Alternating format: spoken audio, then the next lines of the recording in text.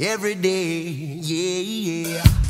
Ooh, baby, I love your way every day.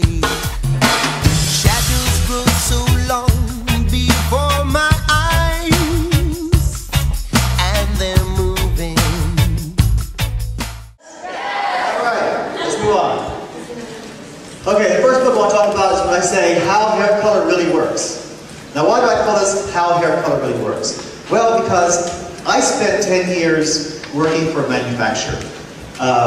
And all due respect to our manufacturers, I'm sure there's a manufacturer representatives in this room right now, they do a great job of providing products for us. But I really feel sometimes our marketing departments stretch the truth a little bit. Yeah? Right? Really? Okay? Well, that stretching of the truth, I think, has confused a lot of people. A lot of people in the industry are confused. I mean, for example, I'll just give a real random example, okay?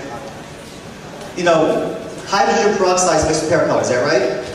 Okay, so is a developer, so is a color brader, so is a enzymes, what else? Activators, agitators. How many names are there for hydrogen peroxide?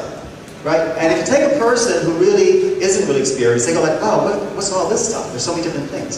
So I decided to write a book that cuts through all the malarkey about hair color products. I don't focus in on brand names per se, because I'm not trying to promote anything or downplay anything. But what I want you to know is that each segment of hair color has a purpose. Some of them don't belong in our salon, my opinion, but the ones that do, I want to talk about a little bit. All right? I also want to give you some different concepts as far as thinking about hair color formulation.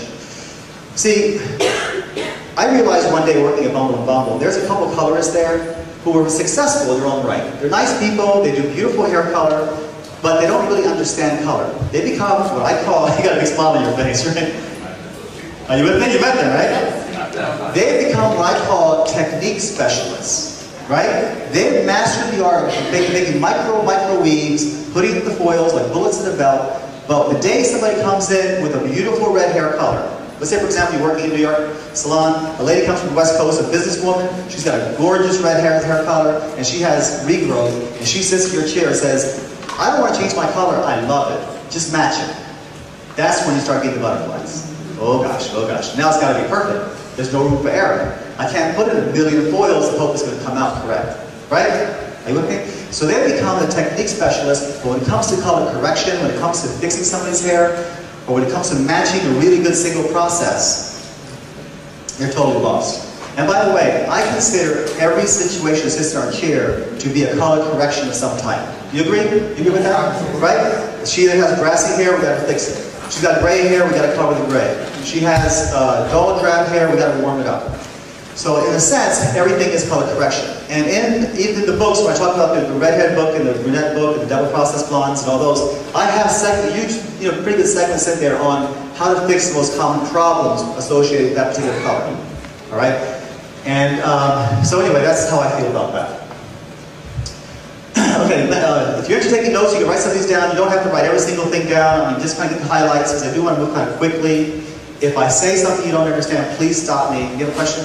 Is this information that you're presenting to us today using your book? Yeah, it is. Except for there is a couple slides. This particular one is not in there. I think the first 2 slides are not in there. Just about everything else is in there.